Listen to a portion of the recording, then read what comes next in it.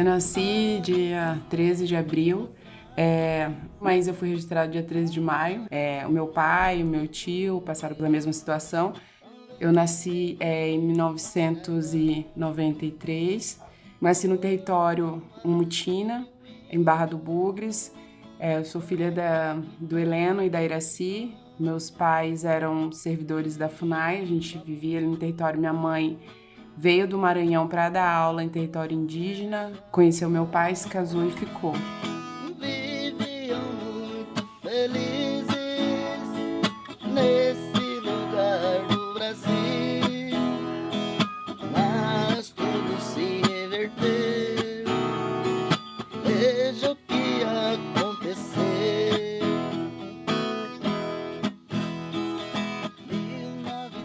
O meu povo, ele foi sendo conhecido por várias denominações ao longo do tempo.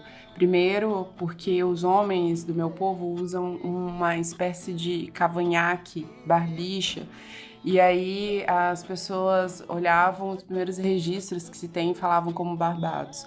Aí depois a gente ficou conhecido como Zumutina. O meu povo foi quase exterminado. Houve uma época que existiam só 23 indígenas vivendo nas Malocas. E aí, na época, teve contato com Marechal Rondon, foram levar vários outros povos indígenas para lá, Pareci, Inambiquara. Depois foram levadas outras etnias, mas inicialmente foram essas etnias. Pareci e Inambiquara. Minha descendência também é desses povos, acabou ter muito casamento interétnicos. Naqueles tempos de dor, passou nessa região um militar viajante chamado Marechal Rondon.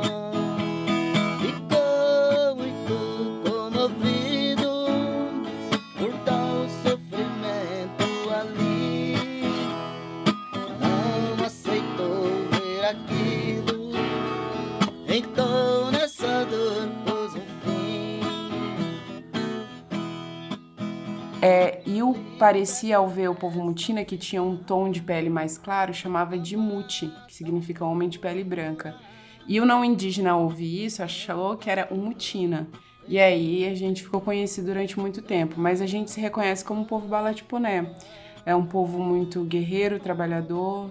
A gente costuma falar que os nossos ancestrais lutaram pela sobrevivência enquanto povo mesmo, para garantir a existência do povo, e a gente, quanto jovem, pela revitalização da cultura.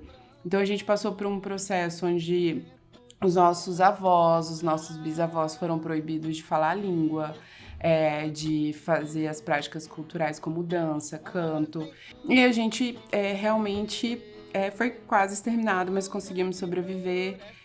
Nossos ancestrais conseguiram garantir aí a resistência e o povo mesmo, a continuidade do povo. Somos o povo mutina e viemos revitalizar.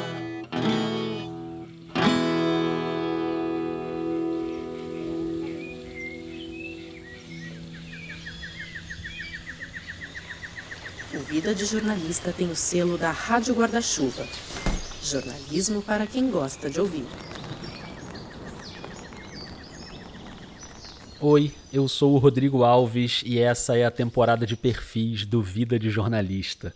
As vozes que você ouviu nesse início de episódio são, primeiro, do Ademilson, um jovem indígena do povo Umutina, tocando violão e cantando a música História do Povo Umutina, numa gravação de 2014 dirigida pelo fotógrafo Kamikiaki Sede e pelo produtor musical Marcos Wesley. E você ouviu também, claro, a voz da Helena Corezomaé, jornalista e mestre em antropologia social. Ela tem 30 anos, o que faz dela a mais jovem até agora nessa temporada de perfis. É indígena do povo Umutina Balatiponé, que habita os vales dos rios Bugres e Paraguai, no município de Barra do Bugres, a 150 quilômetros de Cuiabá. A Helena hoje trabalha na TV Centro-América, afiliada da Globo em Mato Grosso. Já já a gente vai entender melhor essa linha do tempo e a trajetória da Helena no jornalismo. Eu conversei com ela durante o congresso da Abrage, na ESPM, em São Paulo. Ela contou bastante história, então ajusta aí o seu fone de ouvido para não perder nenhum detalhe do som. E se você já está acompanhando essa temporada do Vida, você sabe que antes de chegar no jornalismo, a gente parte do começo. Vamos conhecer um pouquinho mais dos Balatiponé e da família da Helena. Hoje a gente é uma comunidade que vive da pesca, da caça. Muitas mulheres são chefes de famílias que vivem de forma sustentável através do artesanato. A gente tem um projeto super interessante que é Criações Bolloré, que busca divulgar o trabalho dessas mulheres, proporcionar um contato direto do artesão com quem revende, então diminuindo atravessadores, passa o valor real para essas artesãs, e é um outro projeto que eu fiz também no final da graduação. A aldeia Umutina Balatiponé, de Barra do Bugres, passou a investir na venda dos produtos. O problema é que as peças eram comercializadas por atravessadores, que acabavam ficando com a maior parte do lucro. As mulheres... Essa é uma reportagem de maio de 2021, feita pela Cíntia Rocha, no telejornal Bom Dia MT, da TV Centro-América. Foi então que tiveram a ideia de divulgar nas redes sociais. Deu tão certo que agora criaram um site, um e-commerce, uma forma de fortalecer a cultura e, ao mesmo tempo, gerar renda. Mas é um povo que realmente é muito bonita a história de resiliência, sabe? De sobreviver e garantir a existência enquanto povo. Eu cresci parte da minha infância ali. Eu não sei qual idade exatamente, mas a gente morou um tempo no território. Depois minha família voltou para o Maranhão, minha mãe foi transferida para lá, a gente morou com os Guajajara. Depois a gente voltou, morou no território Bororo, na aldeia Tadarimana, no Pobore. Moramos em Rondonópolis e aí voltei a morar num território na adolescência. Você que está ouvindo, eu quero que você guarde aí essa informação de que a Helena, quando era criança, se mudou para o Maranhão. Ela tinha uns 4 anos e a família morou na região de Santa Inês, na aldeia Pindaré, do povo Guajajara. Registra aí essa informação dos Guajajara, vai fazer sentido lá na frente. Agora eu quero dar uma arrumada nessa linha do tempo, porque a fala da Helena lá no início ficou misturada com a música do Ademilson, lembra? Ele traz ali, e ela é longa, né? É muito legal que realmente uma contação de história.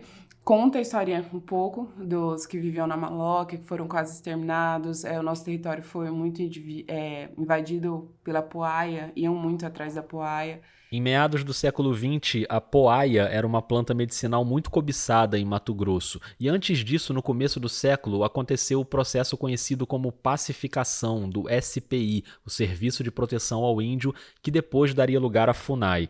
Só que com isso chegaram também as doenças. Teve epidemia de sarampo, de coqueluche, e na década de 1940 chegou na região o pesquisador e etnólogo brasileiro Harold Schultz, que trabalhou com o sertanista Marechal Rondon. Rondon foi o primeiro diretor do SPI, um militar conhecido pelo apoio às populações indígenas, principalmente nas explorações que ele fez em Mato Grosso e na Bacia Amazônica Ocidental. Foi um dos grandes defensores da criação do Parque Indígena do Xingu, que só virou realidade 3 anos depois da morte dele. Mas voltando à história do Schultz. E aí, quando Haroldo Schultz chega no território, tem pouquíssimos indígenas vivendo na Maloca.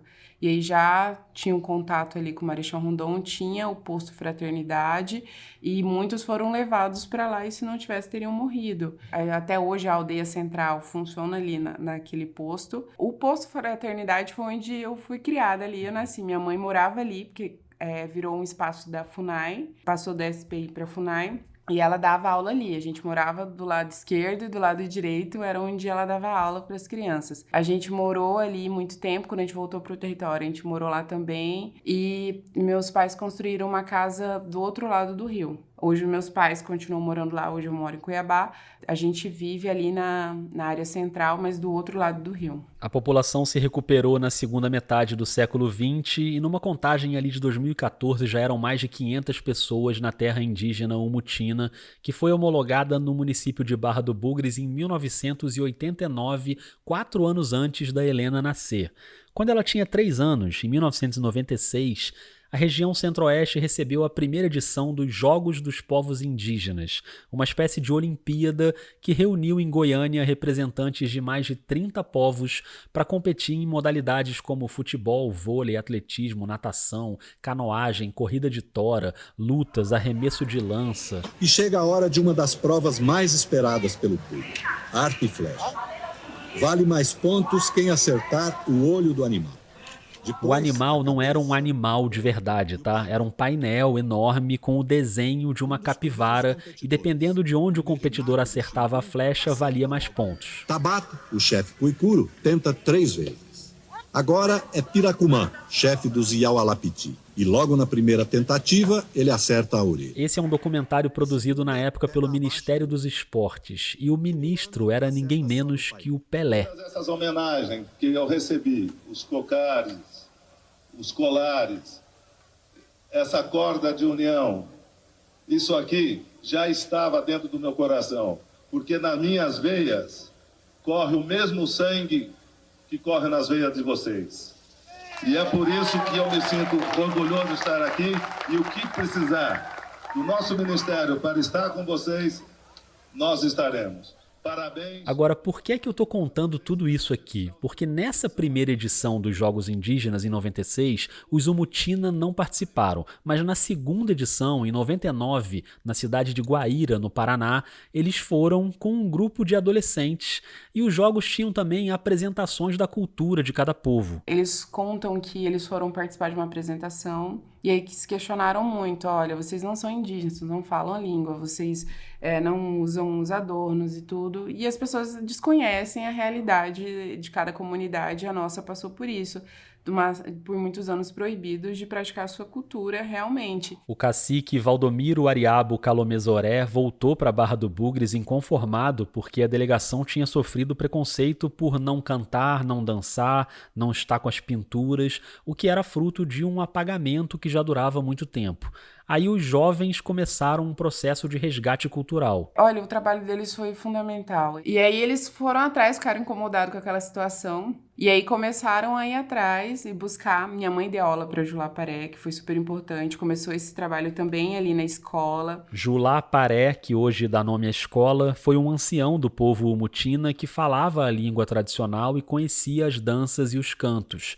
Ele serviu de referência para esse resgate, repassando o conhecimento para os mais jovens. E no começo eles falam que eles riam, achavam engraçado porque era diferente. Hoje esses jovens têm seus 40, 45 anos, naquela época ainda eram jovens e hoje já estão nessa faixa etária. E foi fundamental o trabalho deles de pesquisa, de ir atrás dos anciões, de buscar. Eles faziam tanto essa parte tradicional, com os cantos tradicionais, mas também contavam, como um teatro mesmo, contando o que tinha vivenciado o povo Umutina para as pessoas entenderem a história também do povo Balatiponé. Surgiu aí o grupo de teatro Nação Nativa e a partir do ano 2000 eles passaram a fazer apresentações de dança, canto e encenação teatral mesmo para contar a história do povo. O grupo ficou ativo até 2008 e deixou um legado de registro que a Helena também ajudou a construir. E aí foi super importante, eu tive a oportunidade de pegar o relato deles e contar essa história também.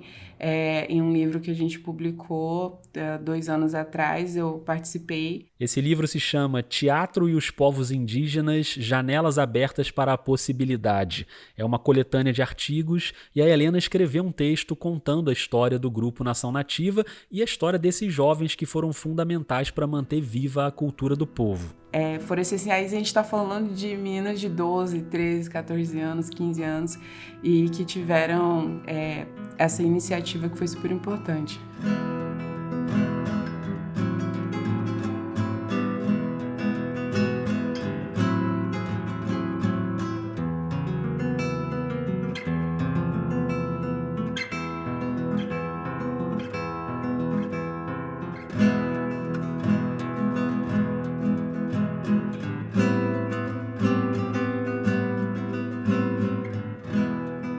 Eu prometo que a gente já vai chegar no jornalismo, mas essa história é gostosa de ouvir, né? Tem sido uma marca dessa temporada conhecer melhor a família de quem passa por aqui. Então eu pedi para Helena falar um pouquinho sobre duas pessoas muito marcantes para ela.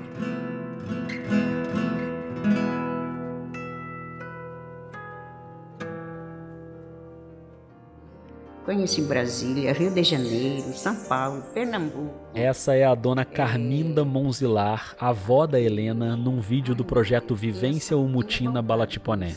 Rio Araguaia. Banhei na praia de Rio Araguaia. Minha avó Carminda é uma força da natureza, assim, é uma mulher extraordinária. O meu livro, eu conto a história de vida da minha avó, Coletânea Indígenas Tempos, com outros 3 autores indígenas. Eu sou a 4ª autora indígena. E eu conto a trajetória de vida da minha avó, uma senhora que perdeu o marido, ficou viúva, e que lutou de todas as formas para criar todos os filhos. Meu pai é o filho mais velho, teve que sair do território para trabalhar, para ajudar a família. Não conseguiu estudar só até a 5ª série porque na aldeia não se tinha. Meus tios hoje são professores, mas precisaram sair do território para poder estudar. Então isso muito difícil, uma época muito difícil. Hoje a gente tem na escola até o ensino médio, mas eles viveram outra realidade. Mas meus pais trabalhavam, fazia esse cesto, a peneira para escolher a farinha e o apá para escolher os arroz, né? Esta palha é uma palha rica, é a palha do buriti. E da taboca também, a gente faz o cesto, né? Eu aproveito tudo. Eu falo para o meu pessoal que a gente aqui, nós somos ricos. Minha avó sempre muito à frente do seu tempo. Eu acho que ela não tem entendimento da palavra feminista, né? Mas ela é uma feminista indígena. E uma pessoa que sempre incentivou a gente a estudar, que falou, olha, vocês não vão casar, vocês vão estudar, vocês vão sair, vocês vão estudar. E que até hoje tem a sua roça de toco. Você viu a roça que nós estamos lá trabalhando nela, né? Até amanhã eu vou para lá já para plantar o milho de novo, né? Pois é. E este ano nós fizemos, foi muita pamonha, nossa. Foi muita pamonha. É uma mulher extraordinária que vive até hoje. Ela está com 73 anos, mas que vai para a feira vender artesanato. Por a gente ser muito inteligente, a gente foi vendendo, né? Conhecendo. Continua sendo a chefe da nossa família, a nossa referência. Perdeu o nosso avô e continuou lutando muito para garantir a subsistência dos meus tios, da nossa família. Ela é uma mulher que conseguiu formar vários professores. Hoje sou neta dela com muito orgulho, jornalista, mestre. Meu irmão também, mestre também na área dele. Então ela é uma mulher realmente inspiradora, uma força da natureza. Mas eu ainda queria que a Helena falasse sobre outra pessoa. E a outra pessoa é Caimanepá, seu filho, que eu queria que você falasse um pouquinho também. Caimanepá vai me fazer chorar. Caimanepá, o Cacá, é o filho da Helena, de 6 anos. E na apresentação que ela fez no congresso da Abrage, ela até evitou falar dele para não se emocionar. O Caimanepá, inclusive, eu nem coloquei na minha... eu sempre gosto de falar do meu lugar, assim... da minha família, mas o Caimanepá é meu pontinho de, tipo assim, de choro. Falar dele é o meu realmente meu tocar, né? Eu ia colocar uma foto dele na apresentação, eu falei, acho melhor não, porque senão vai rolar muitas lágrimas. Caimanepá, foi no mestrado, assim, um período super difícil, e a gente fala, meu Deus, estou entrando no mestrado, e descobri uma gestação. O Cacá, com 2 anos, foi diagnosticado com autismo. O nome dele significa Rei dos Gaviões. Nosso povo tem uma ligação muito forte com a natureza. Pra gente, a gente morre, reencarna em pássaros, principalmente. E então o nome dele é um significado muito forte de ser o Rei dos Gaviões. E o meu filho é inspirador, é uma mudança assim, de realidade de vida. Porque a gente cria muita coisa, sabe, do que vai ser o nosso filho, de expectativa. E aos 2 anos com esse diagnóstico de autismo, a gente realmente busca a felicidade. A gente fala que a gente quer que o nosso filho seja feliz e que ele a cada avanço dele, né, é uma comemoração. Então a gente não tem estereótipo, a gente não... o fato dele estar falando, ele tem 6 anos, ele começou a falar agora, esse ano, ele vai fazer 7 anos. Então cada conquista é uma vitória. É um menino que ensina pra gente muito todos os dias e que realmente fez a gente enxergar a vida de uma outra forma, de buscar a felicidade realmente, e nosso objetivo é fazer ele feliz.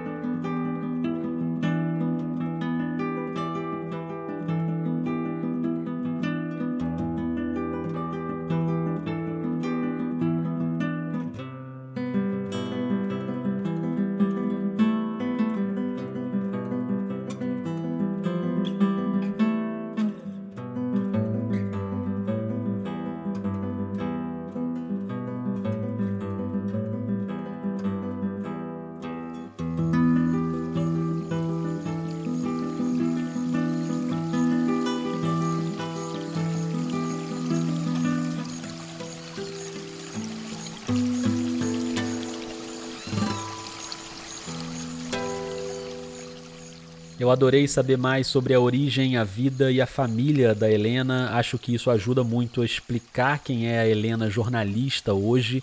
E como a gente está num podcast de jornalismo, tá na hora, né? A história de como ela optou por essa profissão começa em fevereiro de 2009.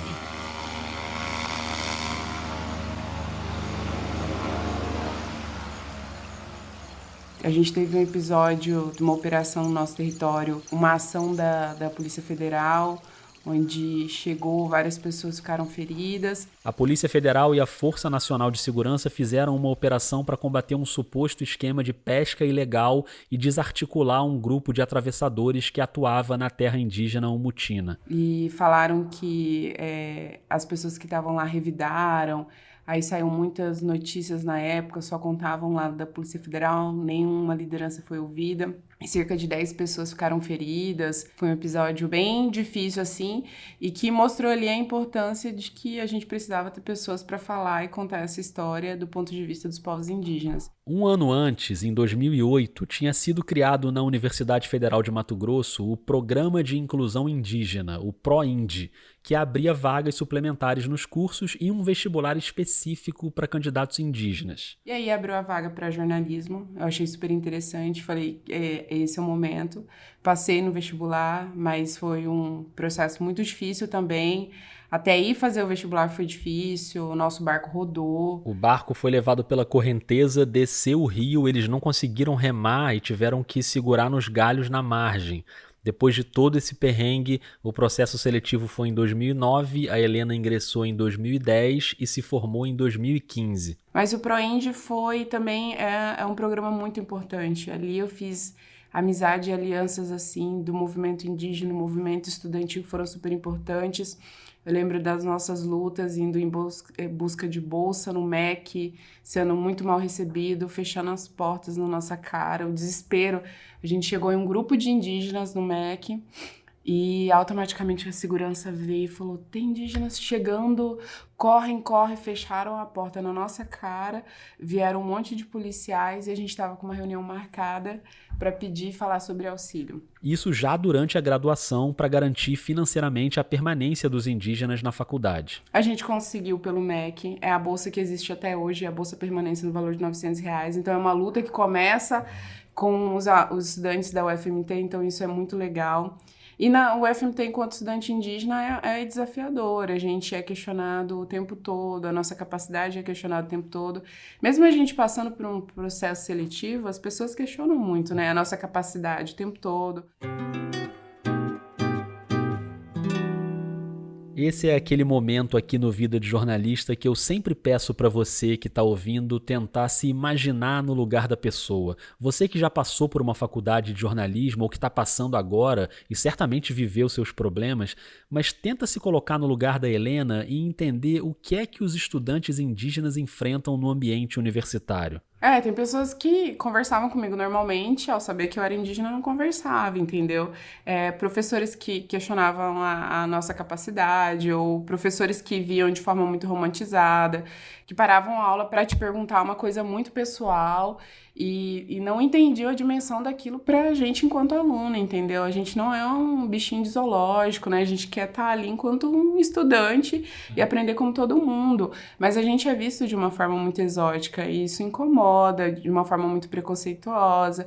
Eu tenho pouquíssimos amigos que eu fiz e que eu levo, grande parte, conto nos dedos as amizades que eu tenho até hoje, mas as que eu tenho foram muito boas e carrego até hoje. Mas participei, tive momentos ali, muitas situações com professores. As minhas experiências não foram tão negativas quanto de outros colegas que vivenciaram coisas muito mais de mandar calar a boca, sair da sala, o que você está fazendo aqui? Você não deveria estar aqui.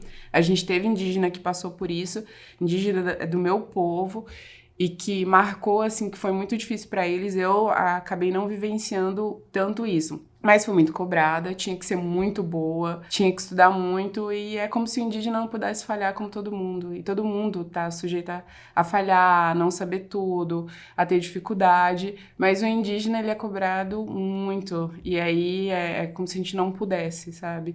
Então isso é muito pesado, isso é muito forte.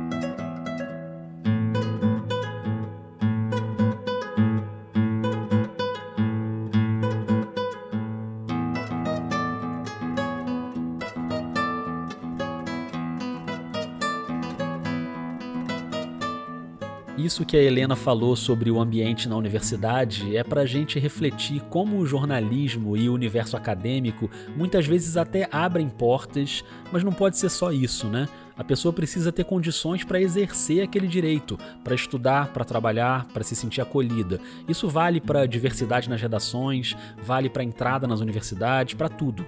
E enquanto a Helena atravessava esse período da graduação, ela já começou a trabalhar em alguns sites cobrindo questões indígenas.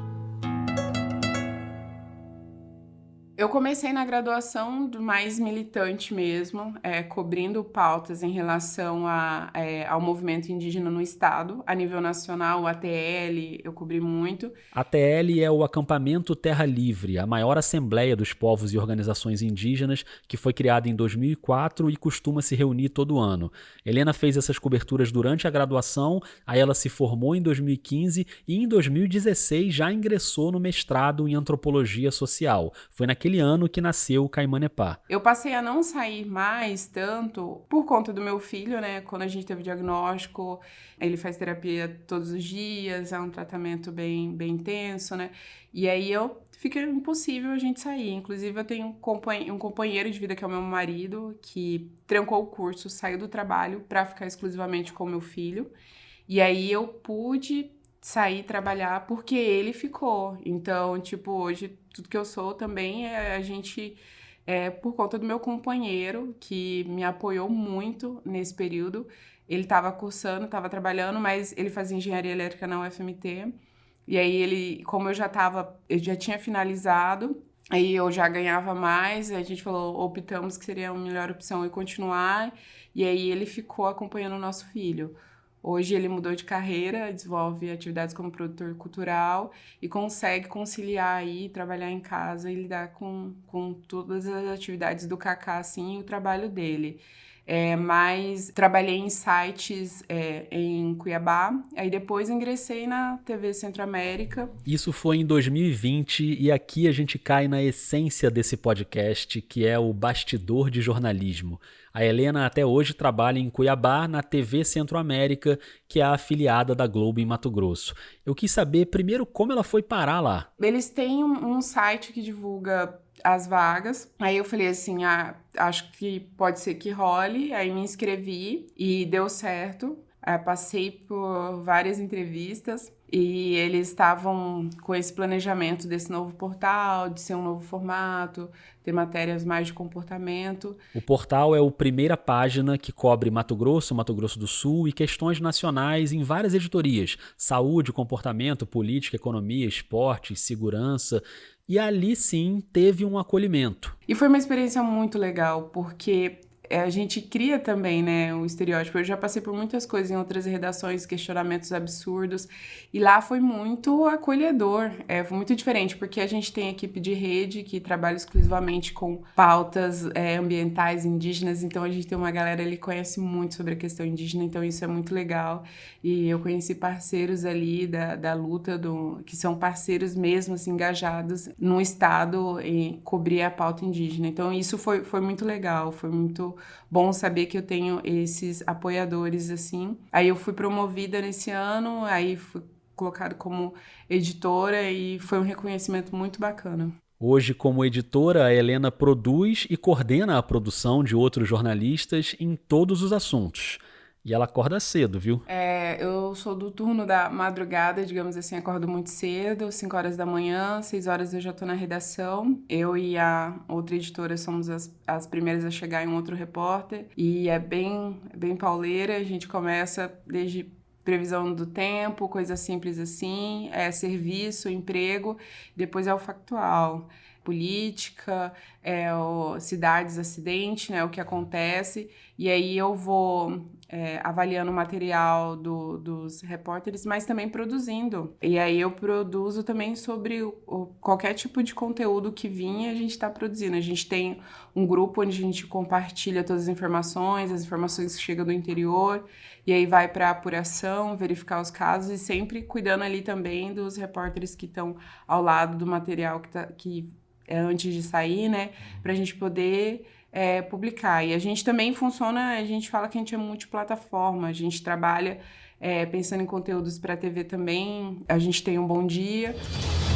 Bom dia, Mato Grosso! São 6 horas em ponto. Bom dia para você de todo o estado que está pulando cedo com a gente nessa quinta-feira quente. Já começamos o dia com 21 graus em Cuiabá e região metropolitana. Agora você imagina começar o dia com 21. Onde é que a gente vai parar hoje com esse calor todo? Essa é a apresentadora Jaqueline Naujorques na abertura do Bom Dia MT. E a Polícia Civil prendeu em Rondonópolis um homem suspeito de vários crimes. Mara Carvalho está chegando agora com a gente ao vivo para adiantar um pouco do assunto. Bom dia, Mara.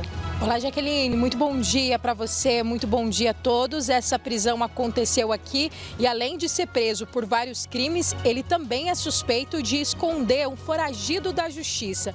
Daqui a pouco a gente vai trazer mais detalhes sobre esse assunto e, claro... No horário de almoço a gente tem um MT1, que a gente acompanha e se tiver alguma coisa acontecendo para poder auxiliar para eles também subirem. Eles chamam as nossas matérias e também se tem algum apresentador, alguma entrevista, a gente também cobre e faz matéria também para o site.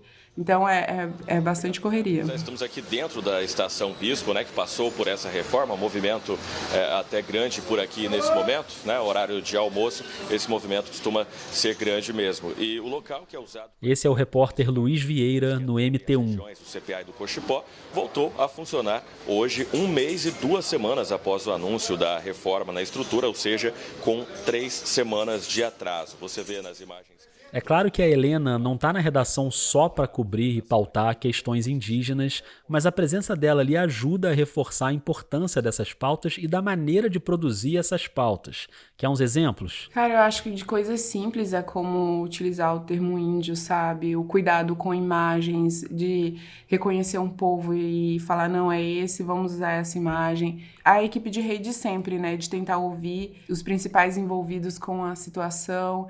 E aí eu fico como uma fonte também, né? Porque, indiscutivelmente, eu acabo tendo mais contato. Na época da faculdade, eu conheci indígenas do estado todo, que aí viram referências que podem auxiliar em contatos, então isso é muito legal e isso muda, né? as pessoas acabam tendo um cuidado maior ou vão perguntar sobre por quê ou como é a forma mais adequada, como que eu posso fazer assim. Então isso é legal, isso muda, isso é importante. Isso que a Helena falou de usar o termo correto, indígena em vez de índio ou povo em vez de tribo, são coisas que hoje já deviam ser básicas nas coberturas, né? Mas se você está começando a cobrir agora esse tema, eu queria deixar uma dica aqui de um podcast que eu não sei se você conhece, que é o Como Cobrir, da Associação de Jornalismo Digital, a AJOR. Eu apresento esse podcast ao lado da Jéssica Costa, grande jornalista de Maceió, e são vários mini guias de cobertura, episódios de 5 minutinhos sobre vários assuntos. A gente parte de manuais e guias que já existem, e a gente conversou com pessoas também para reunir essas dicas dos termos, das abordagens, das fontes, e cada episódio indica um monte de conteúdo para você se aprofundar. Então já busca aí o Como Cobrir, espalhe esse conteúdo, são 22 mini episódios, 22 temas diferentes para você cobrir de um jeito responsável, incluindo, claro, o tema indígena. Além do trabalho na TV, a Helena já produziu outras coisas como isso aí que você está ouvindo. Esse é o som de um vídeo que ela fez sobre um córrego que corta o território do povo Mutina Balatiponé, e esse córrego secou.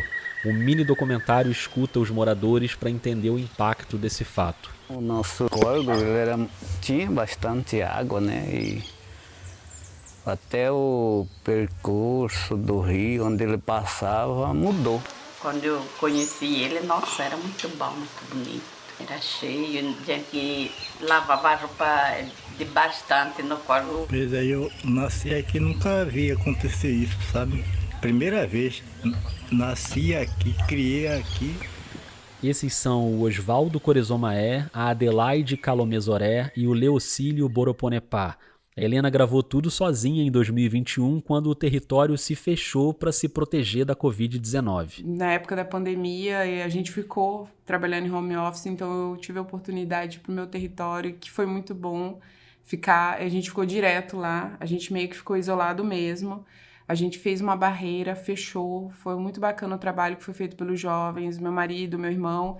Uma super iniciativa, só uma pessoa do grupo familiar, se pudesse, ia para a cidade e a gente fazia uma barreira sanitária de esterilizar tudo, sabe? Foi muito legal isso. E aí, tava ali no território e tô vendo o rio secar. Eu falei, gente, isso não tá legal, não tá legal. Eu falei, vou conversar com os principais envolvidos, fui pegando o registro de uma forma não muito técnica, né, enquanto registro, mas eu falei, cara, eu vou registrar com o que der, o momento é importante, peguei minha câmera e fui. A gente tá vendo, o rio maior de por aí tá tudo seco. Imagina nosso, que é bem pequenininho. Vai vir a chuva, ele vai encher de novo, era a hora da gente fazer um mutirão de limpeza daquilo lixo que o homem produz, como sacola, garrafa, plástico, é todo tipo daquele lixo que o homem produz, porque as folhas, os troncos, não, eles servem de moradia para os peixes. Fui falando com as pessoas ali do entorno que viviam ali e tinha esse material guardado há bastante tempo. Fiquei com ele, eu falei, uma hora eu vou ter que pegar para editar. E a edição é uma coisa que eu já não curto mais fazer tanto. Já fiz bastante na época do cobrindo o movimento indígena, de produzir mais, de editar. Aí não, é uma coisa que eu não faço tanto hoje. E aí tem uma amiga, a Fanaia, eu falei, tenho esse material, acho que dá pra gente enviar pra mostra de cinema indígena que teve no ano passado, a primeira mostra. Aí ela falou, não, me manda, eu vou resolver isso, a gente faz isso agora. E aí, tipo, horas antes da mostra, da finalização do prazo da mostra, a gente conseguiu finalizar e enviar. Não foi aprovado, mas aí a gente tem a obra, que foi super legal. A gente conseguiu apresentar em alguns locais, foi super importante, algumas palestras, e mostrar ali a realidade e o impacto ali na minha comunidade em relação ao que a gente está vivenciando. Quem mais protege, né, também está sendo afetado. E a gente teve um rio ali que secou, e é um braço do Paraguai, e que mostra o risco que a gente está correndo.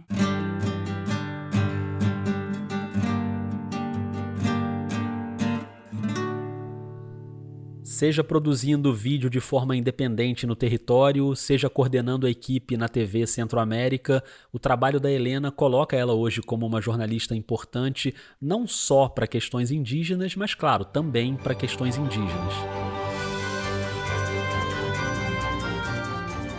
E em março desse ano de 2023, um dos programas jornalísticos mais tradicionais da televisão brasileira recebeu uma ministra de Estado. Recebemos pela primeira vez aqui no Centro do Roda Viva, neste mês de março em que estamos entrevistando apenas mulheres, a ministra dos Povos Indígenas, Sônia Guajajara. Sônia Boni de Souza Silva Santos nasceu na terra indígena. A apresentadora Vera Magalhães reuniu ali uma bancada de peso. Para entrevistar a ministra Sônia Guajajara, nós convidamos Letícia Leite, repórter colaboradora na plataforma Suma Uma, Jornalismo no Centro do Mundo. Rubens Valente, jornalista da Agência Pública de Jornalismo Investigativo. Helena Corezomaé, repórter do portal Primeira Página em Mato Grosso. Luana Genot, diretora executiva do Instituto Identidades do Brasil, o IDBR. E Gustavo Faleiros, editor de investigações ambientais do Centro Pulitzer. Contamos ainda com os registros em tempo real de Carol Ito, jornalista e quadrinista na revista TPM. Ministra, boa noite. A Helena estava ali na bancada ao lado do Rubens Valente, que já esteve aqui no Vida, da Letícia Leite, que já esteve aqui no Vida algumas vezes e foi a primeira pessoa a me falar sobre a Helena e sugerir que eu fizesse um perfil dela. Foi minha companhia de bancada no Roda Viva. Eu adorei a história dela, a história da família dela, a história dela com o jornalismo. Eu acho que daria um baita perfil com ela, viu? Se eu tivesse que te sugerir uma pessoa, eu sugeriria a Helena. Eu fiquei muito encantada, assim, com ela. Adorei. Esse é o momento em que a gente vive perigosamente. Se a Letícia quiser, ela me processa, porque isso foi um áudio que ela me mandou no WhatsApp um tempo atrás e eu nem pedi autorização para usar isso aqui. Não façam isso nos podcasts de vocês, tá? Peçam autorização. E Letícia, não me processa, por favor. Você é de casa, né? Então eu tomei essa liberdade. Voltando ao Roda Viva... Roda Viva foi um momento único e é engraçado que a visibilidade disso, né? A dimensão disso. É um sonho, né? Você fala, um dia tá na Roda Viva, isso é muito legal. Mas pra mim parecia algo ainda muito distante. Aí quando chegou um convite, eu falei, cara, eu quase não acreditei. Eu falei, é claro, mas aí eu fui falar com a equipe, falei se estava tudo ok. Eles, não, você tá liberada. É um privilégio enquanto indígena, é um privilégio enquanto uma repórter de Mato Grosso também, a gente quase não tem essa representação. E esse momento único de entrevistar a nossa ministra, né, a primeira ministra indígena, falar um pouquinho e ter esse debate com a Sônia foi muito legal. Foi um momento único, eu carrego assim com um momento de muito orgulho, né, enquanto profissional, enquanto indígena, uma bela parte assim da minha história. Exatamente, a gente vai ter muitas perguntas ainda sobre esse que é um dos temas centrais, mas agora vamos lá, Helena. Pai Curiá Pituquá, boa noite a todos, boa noite Sônia. É uma honra participar do Roda Viva, ainda mais com a sua participação hoje. E eu vejo você como ministra e passa um filme na minha cabeça. Eu lembro uma das primeiras vezes que eu estive em Brasília, eu tentei entrar em um prédio público e eu fui impedida. Eu estava com os meus adornos, eu estava pintada e eu só entrei porque eu fui escoltada pela Polícia Federal. E eu só queria utilizar o banheiro e o caixa eletrônico. E ver você hoje como ministra, isso é muito significativo para todos os povos indígenas. E assumindo um ministério que tem muitos desafios pela frente, e um deles é a demarcação dos territórios indígenas, que hoje é a principal pauta e demanda dos povos indígenas. E você já anunciou que existem 14 processos concluídos que só faltam serem assinados. É possível que até o final dessa gestão a gente tenha todos os territórios indígenas demarcados? Helena, a demarcação de terras indígenas no Brasil, né, é crucial, é um passivo do Estado brasileiro para com os povos indígenas. Né, nós temos aí hoje... Lembra que lá no início eu pedi para você guardar a informação de que a Helena, ainda criança, tinha morado com os Guajajara? Pois é, essa foi Helena Corezomaé na bancada do Roda Viva entrevistando uma ministra Guajajara, fazendo o jornalismo em que ela acredita. Eu acho que o meu jornalismo é muito do olhar do indígena realmente, que é uma forma muito diferente, humanizada de olhar o outro. Quanto mais comunicadores indígenas se formam, eu acho que a gente caminha para isso, a luta realmente é essa, e da gente trazer o olhar do outro, do olhar mais sensível, sabe? Humanizar pesquisado, das grandes reportagens, do trabalho realmente apurado. Realmente as fontes oficiais são importantes, mas não são essenciais, sabe? Da gente olhar a questão indígena, comunidades tradicionais e contar sobre o olhar dele realmente essa realidade. Obrigado. Ai, adorei.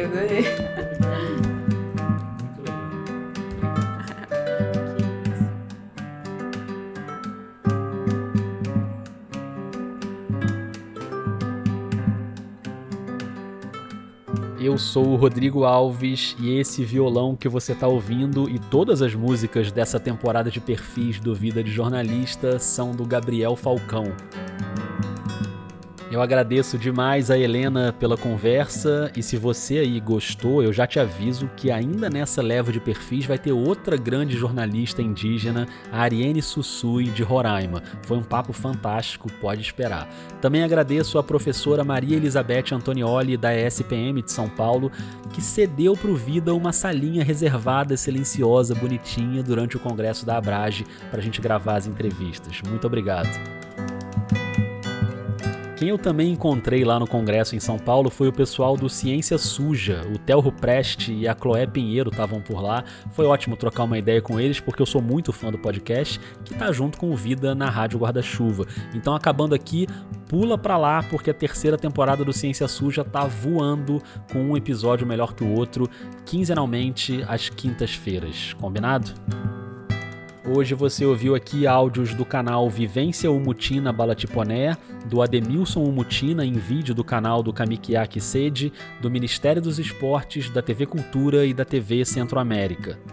Fazer esse podcast dá um trabalhão e eu faço todas as etapas de produção sozinho, então queria mais uma vez agradecer às apoiadoras e aos apoiadores do Vida. Por causa de vocês eu consegui financiar a viagem para São Paulo para gravar esse episódio e os 4 que vão vir na sequência. Se você ainda não é assinante do Vida, eu te peço para considerar essa possibilidade com carinho.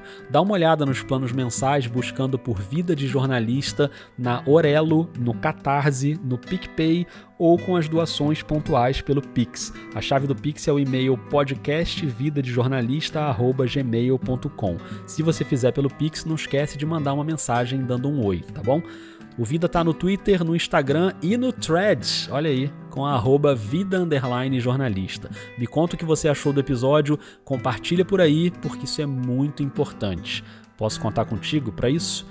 Beleza, obrigado, um beijo, um abraço e até mais.